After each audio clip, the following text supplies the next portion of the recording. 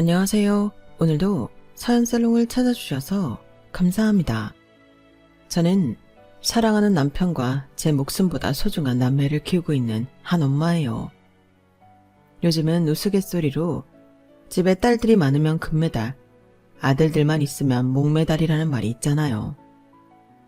남아 선호 사상이 심했던 예전과 달리 지금은 딸을 원하는 사람들이 더 많아졌다는 이야기인데요. 저희 시댁, 정확히는 시어머니가 반대로 아들을 원해도 너무 원해서 저질렀던 만행들을 여러분께 들려드리고 싶네요. 저와 남편은 연애 결혼을 했어요. 연애만 3년을 했지만 싸운 적이 거의 없을 정도로 서로 사랑하는 예쁜 커플이었죠. 저나 남편은 서로에게 마지막 사랑이 되기를 바랬고 그렇게 결혼을 하게 되었어요. 결혼 후에도 행복한 신혼 생활이 계속되었고 그동안 둘만의 시간을 너무 즐기고 싶었어요. 하지만 그때부터 시어머니의 은근한 압박이 시작되었어요. 현영아, 너희 결혼한 지 얼마나 됐지? 4개월 정도 됐어요. 그래, 그렇구나. 슬슬 준비는 하고 있는 거지? 준비요? 무슨 준비요? 결혼을 했으면 애를 가져야지. 아, 저희 신혼 시간을 좀 더 갖다가 임신할까 했는데. 신혼 즐기는 거 그거 다 의미 없다. 애 태어나면 신혼 재밌다는 얘기 쏙 들어갈걸? 아, 네. 보은이랑 얘기해서 얼른 임신 준비해. 나도 이제 할머니 소리 듣고 싶어. 내 친구들 만나기만 하면 손주들 사진 자랑하느라 얼마나 난리라고. 네, 보은 씨랑 조금 더 이야기해 볼게요. 처음에는 정말 아이를 좋아하시고 빨리 손주를 안고 싶으신가 보다 하고 이해하려 했는데 그 압박 횟수나 정도가 갈수록 부담스러워졌어요. 보은 씨, 오늘 어머님한테 또 전화 왔었어. 또 얘기하셔? 뭐 한 달에 한 번씩 꼬박꼬박 임신 됐냐 안 됐냐 여쭤보시니까 뭔가 민망하기도 하고 좀 부담스럽기도 하고 그래. 내가 엄마한테 제발 그런 전화 하지 말라고 지난번에도 그 난리를 쳤는데 내 말을 그냥 귀뚱으로 들으시는 건가? 이제는 이번 달 배란 일이 언제냐까지 챙기신다니까? 미안해 현영아. 내가 엄마한테 다시 한번 이야기할게. 부탁해. 남편도 나름 본인이 할 수 있는 역할을 하고 있었어요. 시어머니에게 그러지 말라고 윽박도 질러보고 협박도 했지만 도통 먹히지를 않더군요. 남편의 노력을 알고 있었기에 저 역시 남편에게만 모든 것을 밀어둘 수만은 없었죠. 그러다 정말 제가 아이를 갖게 되었어요. 결혼한 지 딱 1년 만이었죠. 저희는 이 기쁜 소식을 양가에 알렸어요. 장인어른 장모님, 현영이 임신했습니다. 정말? 우리 딸이 아기 엄마가 된다고? 세상에, 너무 축하해. 아, 주책맞게 눈물부터 나오네. 엄마, 아직도 안 믿겨. 내 뱃속에 아이가 자란다니. 그래, 현영아. 엄마가 너 임신했을 때도 그런 느낌이었어. 우리 딸 너무 장하다. 고생했어. 이제 시작인데 뭐. 나 잘할 수 있겠지, 엄마? 그럼 엄마가 많이 도와줄게. 아기도 아기지만 현영이 네가 편하고 좋아야 돼. 좋은 생각 많이 하고 좋은 거 많이 먹고 그렇게 지내야 돼. 알았지? 저희 부모님은 너무 기뻐하시면서도 저를 걱정해 주셨어요. 하지만 시어머니의 반응은 완전 예상 밖이었죠. 어머님, 저 드디어 아기 가졌어요. 어머머머머, 그게 진짜야? 드디어 우리 손자가 왔구나. 네? 손자요? 아직 성별은 모르는데. 지금부터 기도 열심히 드리고 계속 뱃속의 아기는 아들이다 이렇게 마음속으로 생각해야 돼. 그러면 무조건 손자 나온다. 어머니는 딸보다 아들을 원하셨던 거예요? 얘는 당연하지. 난 무조건 손자 원하지. 집에 아들이 있어야 잘 돌아가고 복도 들어오는 거야. 너 어디 가서 딸 낳고 싶다는 헛소리 절대로 하고 다니지 말어라. 저는 너무 황당했어요. 그렇게 손주 하면서 노래를 불렀는데 막상 아이가 생겼다고 하니 무조건 아들이어야 한다고 단호하게 말하는 시어머니가 이상했죠. 저는 퇴근한 남편에게 시어머니와 전화통화한 이야기를 했어요. 엄마 또 시작이네. 나랑 보영이한테 그렇게 했으면 됐지. 아직도 아들 운운하시네. 자기랑 아가씨? 나 태어나고 둘째도 아들일 줄 알았는데 보영이가 나오니까 엄청 실망했었나 봐. 어린 내가 느낄 정도로 엄마는 나랑 보영이를 차별했어. 아빠가 그러지 말라고 수백 번 수천 번 이야기를 해도 그때 잠시고 보영이는 완전 남의 애 보듯이 하고는 했거든. 아가씨 너무 힘들었겠다. 그래서 지금 외국 나가서 사는 거야. 정말? 어머니 때문에 그런 거였어? 그런 일이 있었구나. 사실 남편에게는 3살 차이 나는 여동생이 하나 있었어요. 하지만 고등학교를 졸업하자마자 자기 힘으로 외국에서 살겠다며 한국을 떠났다고 하더군요. 지금은 영국에 정착해 결혼도 하고 가정도 꾸려서 잘 살고 있지만 한국은 정말 가뭄에 콩나듯이 들어왔어요. 남편과 3년 넘게 연애하는 동안 저는 아가씨라는 사람을 딱 한 번 본 것이 다일 정도니까요. 물론 저희 결혼식에도 아가씨 가족들은 아무도 참석하지 않았죠. 그러고 보니 연락도 자주 하지 않는 것 같았어요. 저는 그냥 아가씨는 외국 생활이 몸에 맞나 보다 라고 생각했었는데 한국을 떠난 것 자체가 시어머니한테 차별받고 지긋지긋해서 나간 것이라고는 상상도 못했었죠. 오죽했으면 딸이 고등학교를 졸업하고 바로 떠났을까 생각하니 아가씨가 안타깝게 느껴지더군요. 어떻게 차별하셨는데? 먹는 걸로? 용돈? 그런 차원의 차별이 아니었어. 그냥 인간적으로 무시하고 자존감을 뭉개는 말도 많이 하고 그랬거든. 그냥 딸이라서? 진짜 그냥 딸이라서. 그래서 보영이는 철도 빨리 들었지만 엄마라면 이를 박박 갈기도 했어. 좋은 기억이 하나도 없을 거야. 아버님이나 자기가 옆에서 안 말렸어? 안 말렸겠어. 아빠가 엄마한테 이혼하겠다고 한 것만 정말 수십 번이야.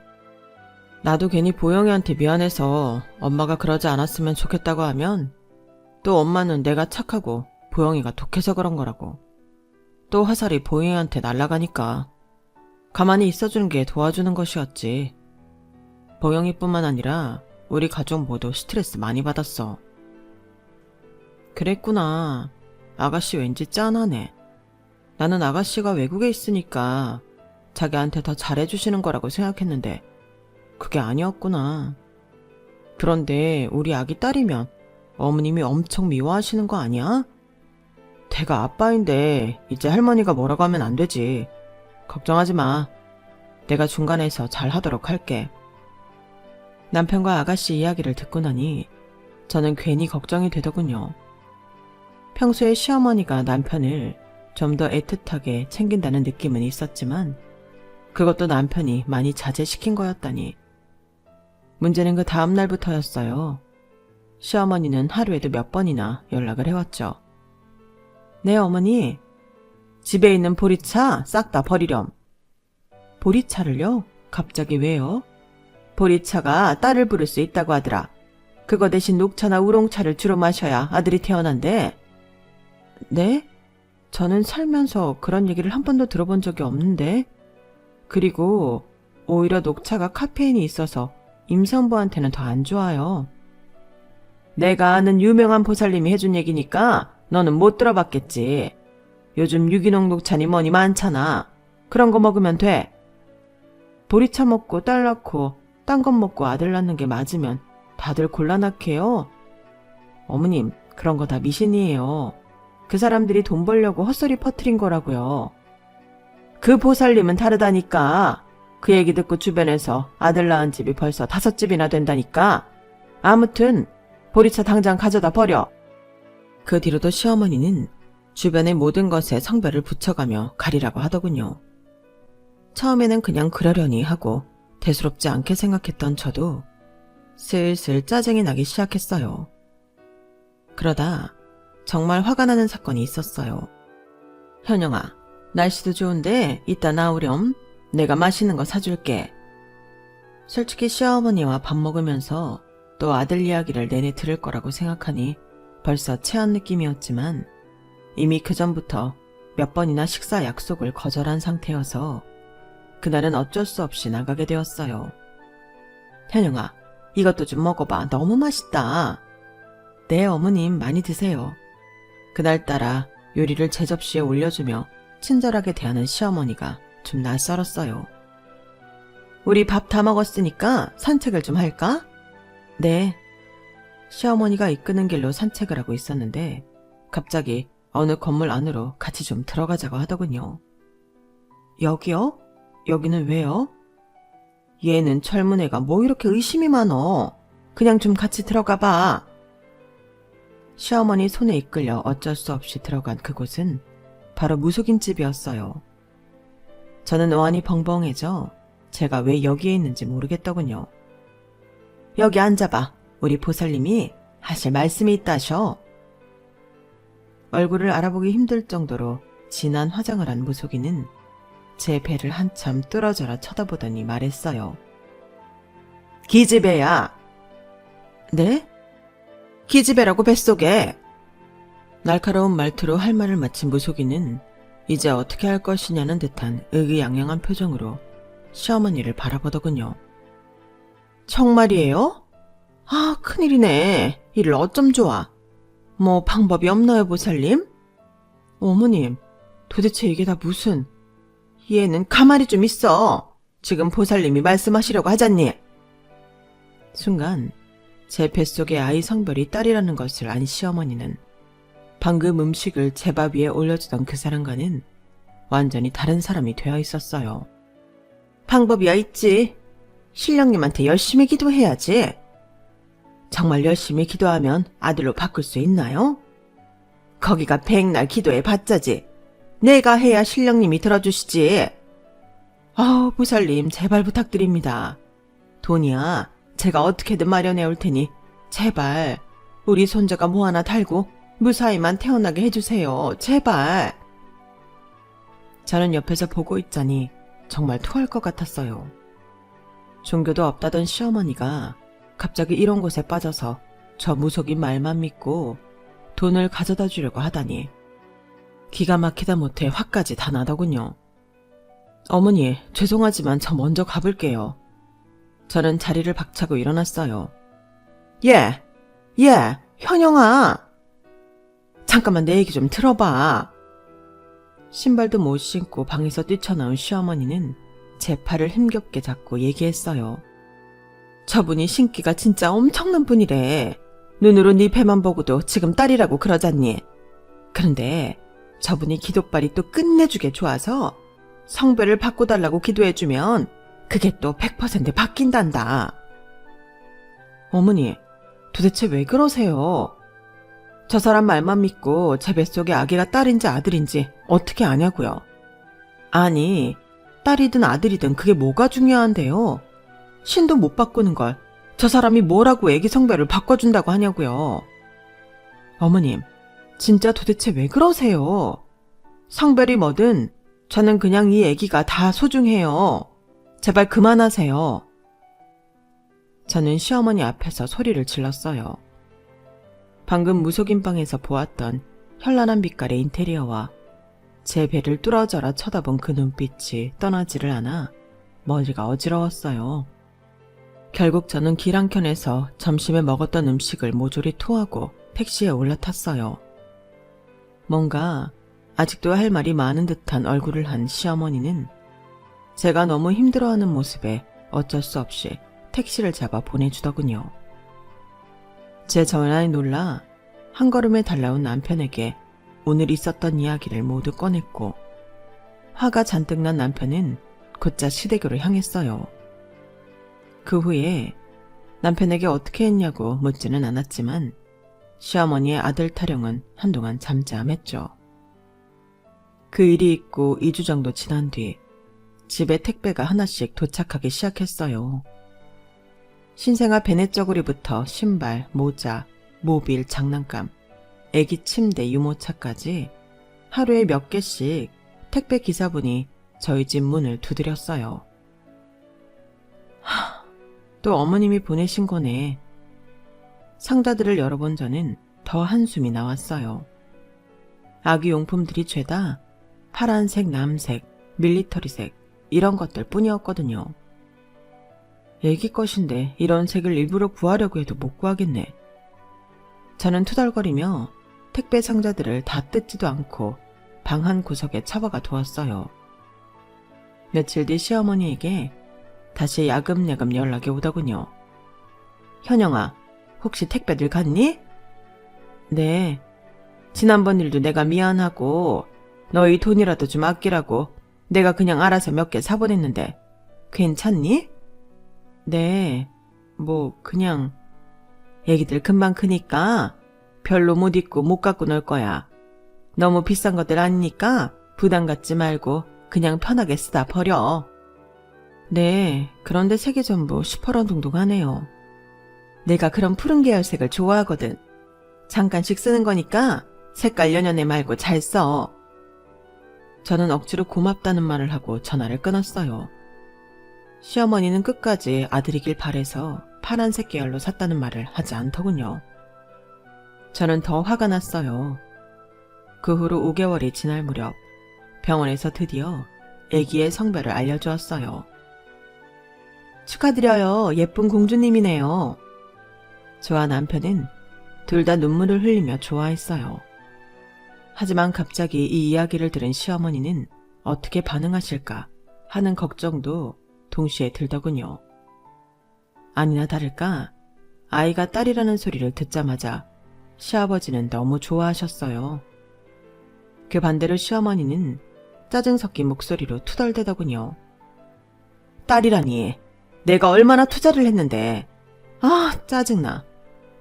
무슨 투자를 했다는 것인지 당시에는 알지 못했지만 그 후 몇 년이 지난 후에야 알게 된 사실이 있었어요. 시어머니는 결국 거액의 돈을 그 무속인에게 쥐어주고는 기도며 부적이며 할 수 있는 것은 다 했다고 하더군요. 하지만 태어난 것이 딸이라는 것을 알고 따지러 가지기도 전에 그 무속인은 모든 돈을 받고 잠적했고 시어머니도 돈을 떼이고 만 것이에요. 시아버지도 정확히 얼마를 준 건지 알 수 없었다고 하셨지만 제 생각에는 못해도 1,000만 원 단위를 주었던 것 같아요. 그리고 모든 원망을 제게 쏟아냈겠죠. 그 시어머니는 단 한 번도 제게 연락을 하지 않았고 저는 오히려 그 상황이 너무 좋았어요. 출산하고 다음 날 시아버지가 한 걸음에 달려오셨고 그 뒤를 못마땅한 얼굴을 한 시어머니가 서 있더군요. 당신 뭐해? 이리 와서 우리 손녀 좀 봐. 아이고 하품하네. 귀여워라. 예상은 했지만 시어머니는 정말 애기에게 눈길 한번 주지 않더군요. 괜히 애꿎은 허공만 멀뚱히 응시하고 있었어요. 당신이나 실컷 보고 와요. 난 먼저 갈라니까. 소녀를 마주하고 실실 웃는 시아버지가 못마땅한지 결국 시어머니는 혼자 휑하니 가버렸어요. 그 뒤로도 한동안 저는 시어머니와 따로 연락을 하고 지내지는 않았어요. 시어머니와 다시 연락을 재개한 건 3년 뒤였어요. 첫째 딸 서아를 낳고 제가 둘째를 임신하게 되었거든요. 그동안 저 때문에 남편도 시어머니와 전보다 거리를 두고 지내고 있었어요. 하지만 어쨌든 저의 임신 소식이 거기까지 들어가게 되었죠. 오랜만에 시어머니의 목소리를 들으니 예전 악몽이 떠올랐으나 그래도 최대한 침착하게 통화를 했어요. 그래, 둘째 가졌다면서? 네. 넌 아직도 나한테 그렇게 서운한 게 많니? 내가 너 해코지한 것도 아니고 다 너 잘 되라고 그런 건데 너도 참. 다 저 잘 되라고 하신 거면서 지금 서아 3살 될 때까지 어떻게 컸는지 궁금하지도 않으세요? 나만 연락 안 한 거니? 너도 아주 쌩 하고 찬바람 불게 했으면서. 네, 맞아요. 저도 며느리로서 그랬으면 안 됐지만 지금이라도 사과드릴게요. 그래, 우리 이제라도 서로 잘 지내보자. 하지만 저는 시어머니의 속을 어느 정도 알 것 같았어요.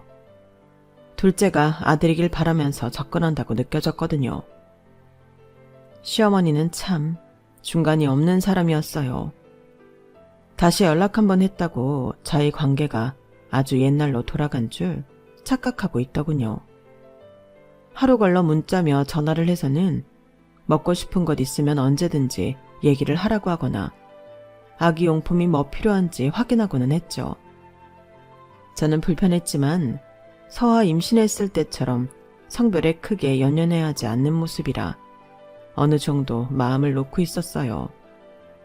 하지만 언제 누를지 모르는 발작 버튼 때문에 항상 긴장은 하고 있었어요. 둘째의 성별이 나오는 날이었어요.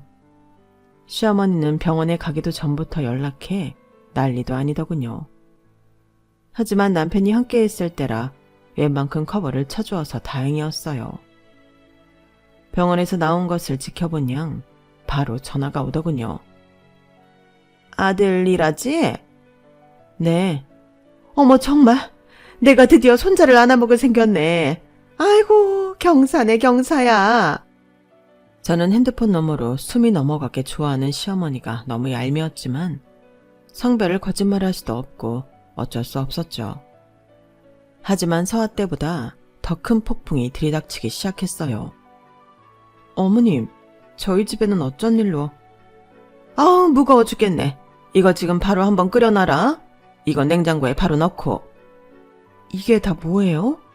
뭐긴 뭐야. 우리 손자한테 좋다는 거 내가 아주 싹 해왔지. 큰 들통과 한눈에 봐도 내용물이 가득가득 들어있는 작은 반찬통들이 여러 개였어요. 이걸 뭘 다 들고 오신 거예요? 무거운 게 됐으니? 우리 귀한 손자님이 오신다는데. 하지만 음식 뚜껑들을 열어본 저는 구역질을 멈출 수가 없었어요. 왜? 냄새가 좀 그런가? 그래도 네가 꾹 참고 먹어야 돼. 이게 아들한테 그렇게 좋은 거란다. 귀해서 쉽게 구하지도 못해. 정체불명의 알 수 없이 문드러진 음식들이 한데 어우러져 아주 고약한 냄새를 집안에 퍼뜨리고 있었어요. 어머니, 이게 뭐예요? 저 냄새 못 맡겠어요. 알아. 역한 거 나도 알아. 그래도 참고 한 숟가락만 먹어봐. 진짜 좋은 것들만 넣었어. 다라탕에 낙지 넣고 한우까지 더한 거야. 무조건 다 먹어야 돼.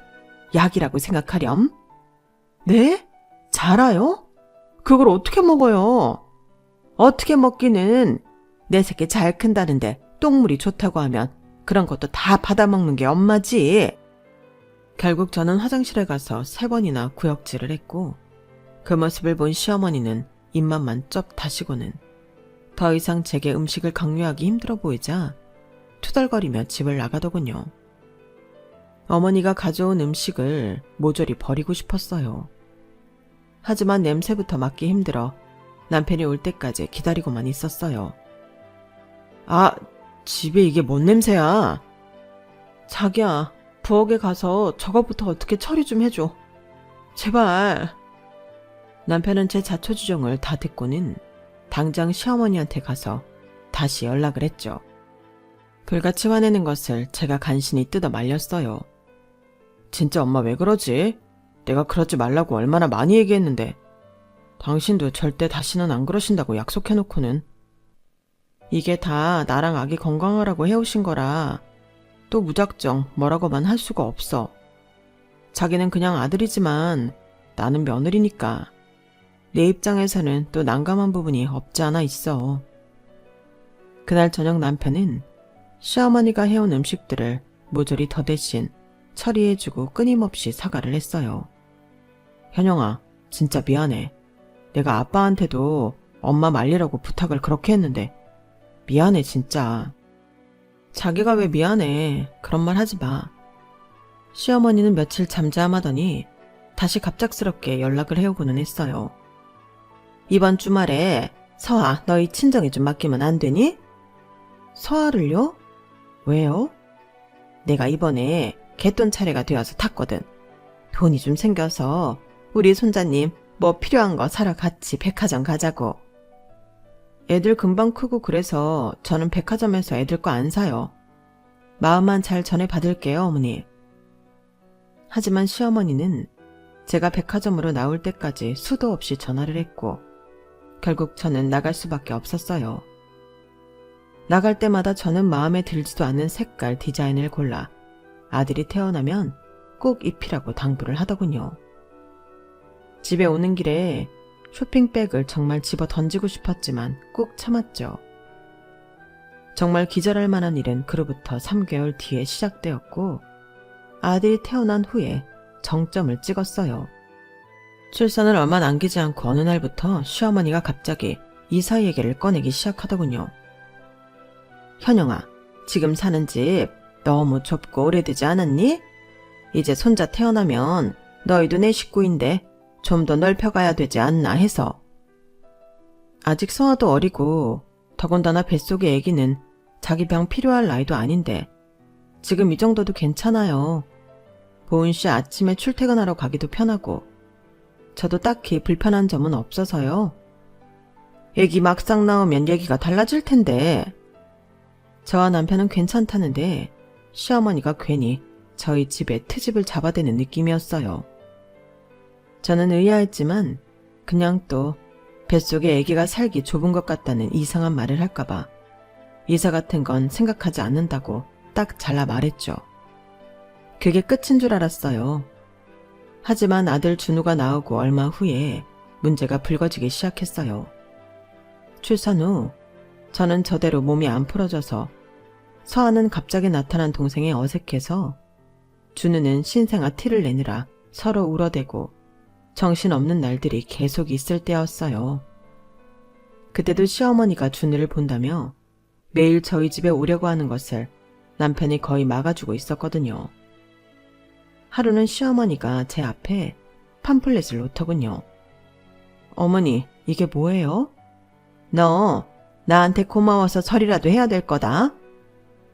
이게 무슨 새 아파트 전단이에요? 이번에 들어서는 아파트. 그런데 이게 왜요? 우리 집 바로 옆에 새로 짓는 거기야. 내가 정말 어렵게 계약하고 왔다. 네? 이사 가시려고요? 우리 두 늙은이가 가긴 어딜 가. 너희가 와야지. 네? 저희가 이사 간다고요? 그래. 준우가 눈에 밟혀서 내가 살 수가 있어야 말이지.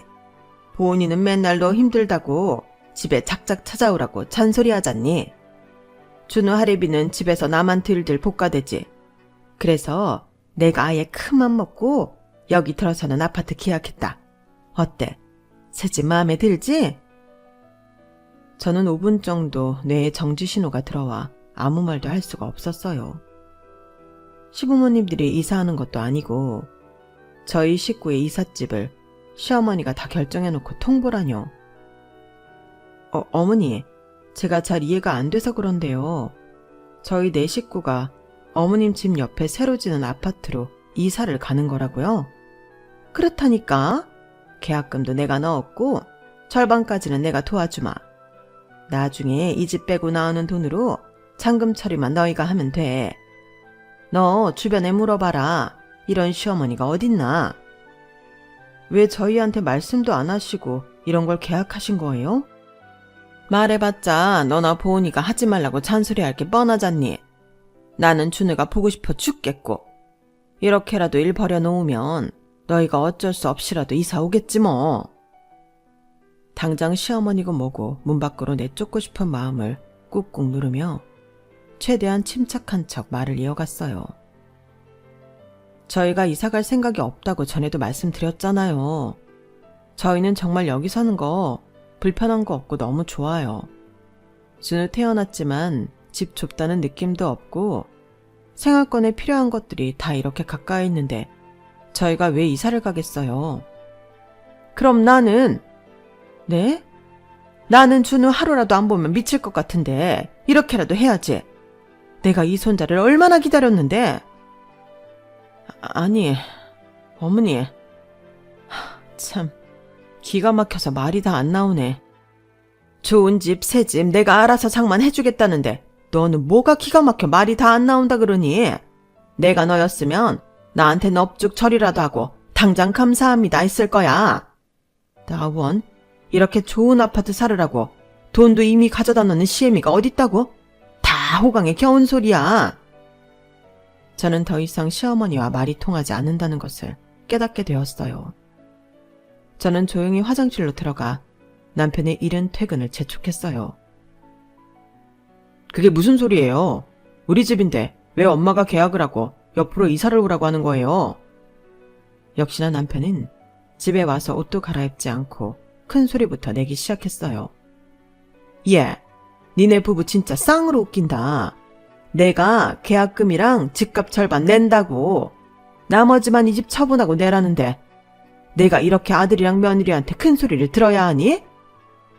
누가 엄마한테 그렇게 해달라고 했어요? 아, 저 등신. 현영이랑 살더니 쟤도 완전히 머저리 다 됐네. 니네 젊은 애들이 머리가 그렇게 안 돌아가? 니네가 그 몇 억을 쉽게 모을 수가 있을 것 같아? 그래서 이 부모가 해주겠다는 거잖아. 근본적으로 우리는 이사를 가고 싶지도 갈 이유도 없다고요. 우리가 사는 문제를 왜 엄마가 마음대로 결정하냐고요. 내 옆으로 오면 내가 매일 준우도 봐주고 현영이도 편하고 서아도 동생 없어서 좋고 다 장점밖에 없는데 너희는 왜 이렇게 애들이 부정적이고 꽉 막혔니? 엄마가 준우를 매일 보겠다는 건 현영이가 필요해서가 아니라 엄마가 준우 보고 싶어서 그런 거잖아. 괜히 현영이 위하는 척 하지 마세요. 위하는 척이라니. 갈수록 가관이네. 솔직히 니네 없어도 된다. 그냥 준우만 나한테 맡겨. 무슨 소리세요? 태어난 지 몇 개월 되지도 않은 애를 저랑 왜 떼어내우려고 하세요?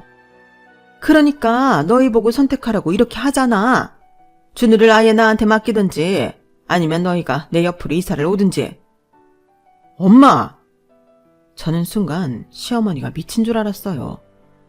그전부터 해온 일들도 심하다고 생각했었는데 이번 일은 정말 미치지 않고서는 버릴 수도 없고 말이 이렇게 안 통하지도 않을 테니까요.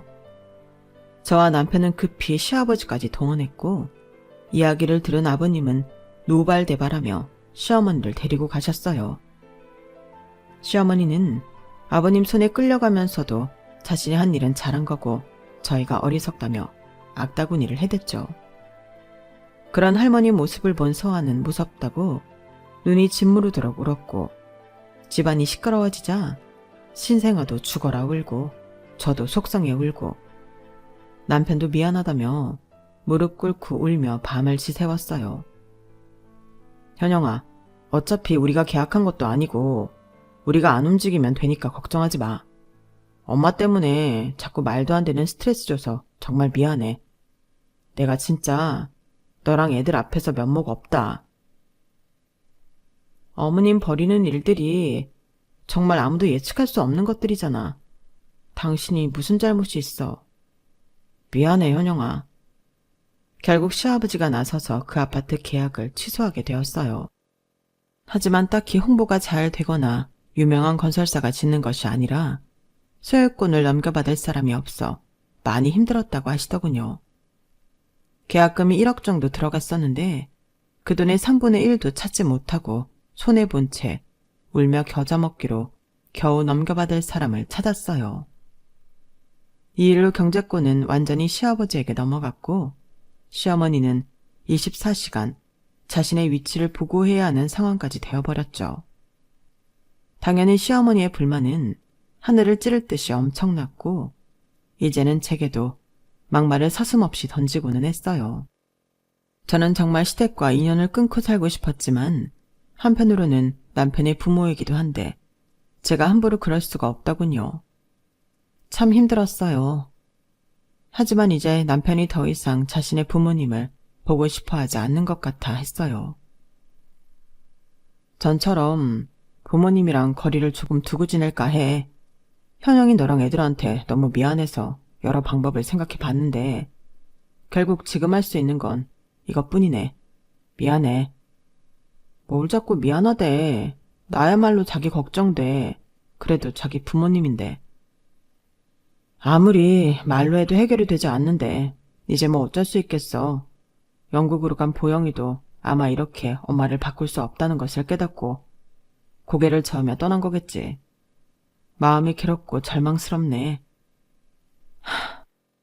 생각해보면 시어머니만 제정신이면 저희는 정말 아무 문제 없는 가족이 될 수 있었어요. 그놈의 아들, 그놈의 손자가 뭐라고 집안을 이 지경으로까지 만들어 놓는 건지.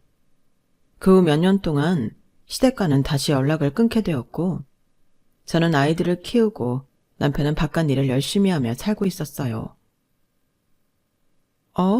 올해가 67, 68, 69. 아버님 칠순이 되는 해구나.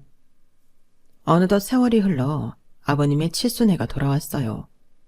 시어머니가 한 짓을 생각하면 모르는 척 하고 싶었지만 죄 없는 시아버지는 어쩔 수 없이 같이 연락을 못하고 지내는 입장이니 저도 모르게 괜히 양심에 찔려 그래도 칠순은 챙겨드려야겠다는 생각이 들더군요. 자기야, 올해 아버님 칠순 생신인 거 알아? 그래? 그런데 뭐 어쩔 수 없지. 아가씨도 영국에서 안 나온 지 꽤 됐잖아. 우리도 연락 안 하고 지낸 지 꽤 되었고. 어머님이야 그렇다 쳐도 아버님은 죄가 없으신데 너무 외로우실 것 같아. 그렇긴 하지. 아버지가 중간에서 힘들고 불쌍한 처지긴 하시지. 우리가 아버님 칠순을 챙겨드리는 게 많은 것 같아. 정말? 현영아, 정말 고마워. 나도 못한 그런 속 깊은 생각을 다 해주고. 자기 부모님이니까. 고마워하는 남편을 보니 제가 얘기를 꺼내기 잘했다는 생각이 들더군요. 아버님 칠수는 작지만 저희 집에서 단촐하게 하기로 하고 미리 말씀도 드려놨어요. 아버님도 눈물을 보이시며 말씀하시더군요. 현영아, 고맙다. 그리고 미안하다. 그런 말씀 마세요. 제가 아버님 예전에 좋아하셨던 것들 많이 준비해 놓을게요.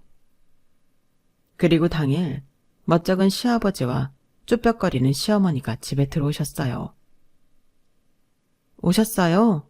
서아야, 준우야, 할아버지 할머니한테 인사드려야지. 안녕하세요. 안녕하세요. 시아버지와 시어머니는 아이들을 보고 눈시울이 붉어졌고 그 모습을 본 저와 남편도 괜스레 눈물이 났어요. 아유, 무슨 상을 이렇게 거하게 차렸어. 혼자 하느라 고생했겠다. 보은 씨가 많이 도와줬어요. 많이 드세요. 저희 어른 넷은 오랜만에 만나 최대한 어색한 느낌을 지우기 위해 억지로라도 웃으려 노력했어요. 시어머니는 다른 얘기보다도 계속 준우에게서 시선을 떼지 못하고 있더라고요. 우리 할아버지 생신 케이크 초불자. 할아버지랑 할머니 옆에 가서 서봐. 사진 찍어줄게. 이리 와, 서아야, 준우야. 준우는 아버님 오른편에, 서아는 어머님의 왼편에 위치해 손으로 V자를 그리며 사진을 찍으려 했어요. 그때였어요.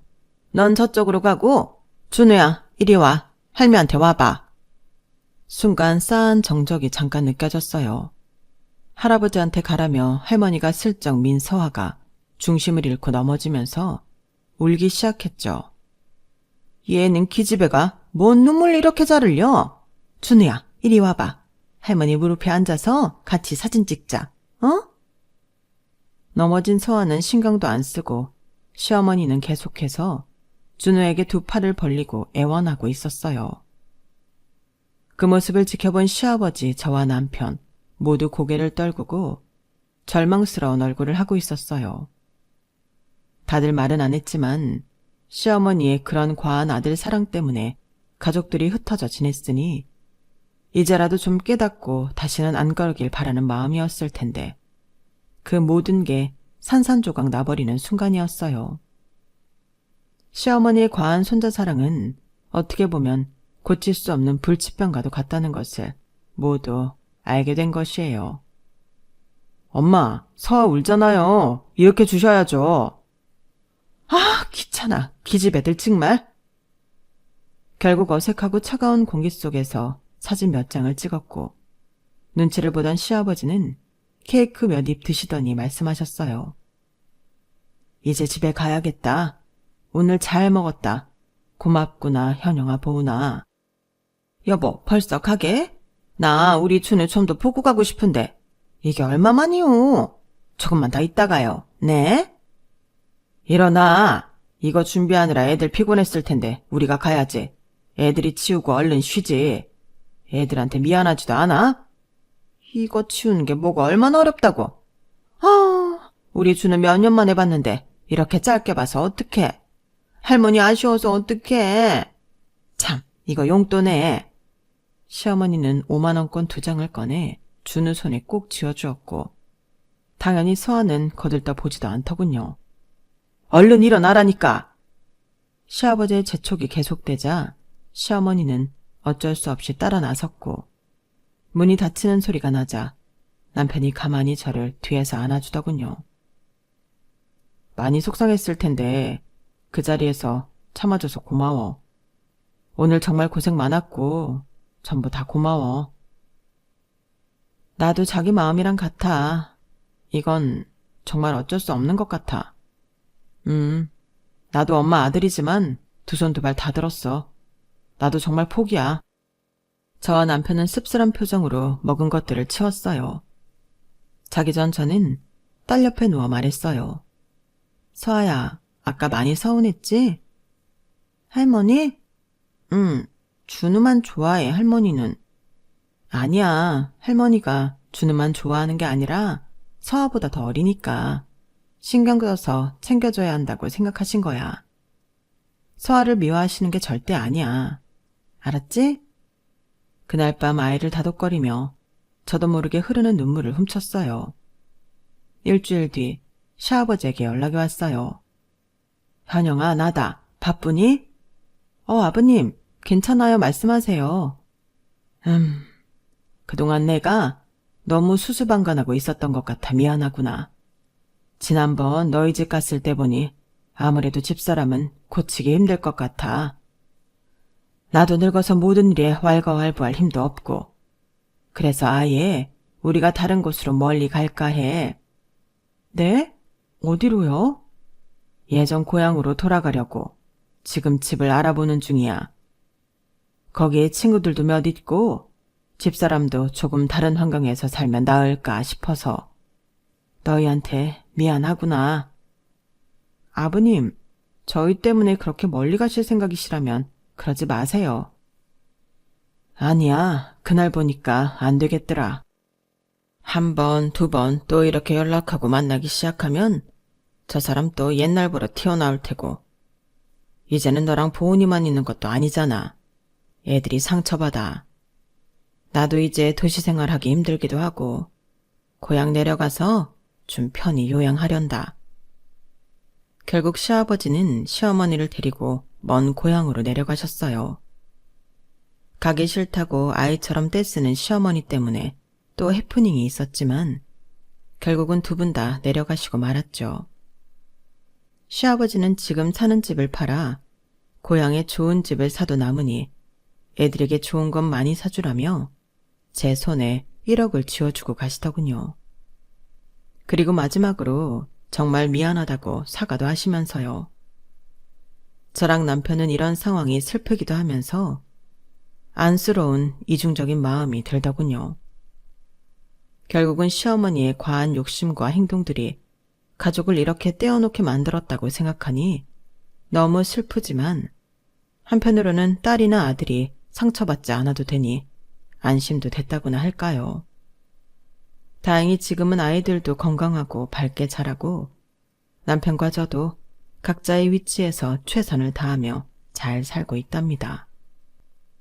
언젠가는 편하게 웃는 얼굴로 시부모님을 뵐 수 있기를 바라면서 글을 마칠게요. 들어주셔서 감사합니다. 모두들 건강하시고 항상 행복하세요. 여러분, 사연 댓글에 응원과 현명한 조언 부탁드려요. 좋아요와 구독은 저에게 큰 힘이 됩니다. 오늘도 좋은 일 가득하세요.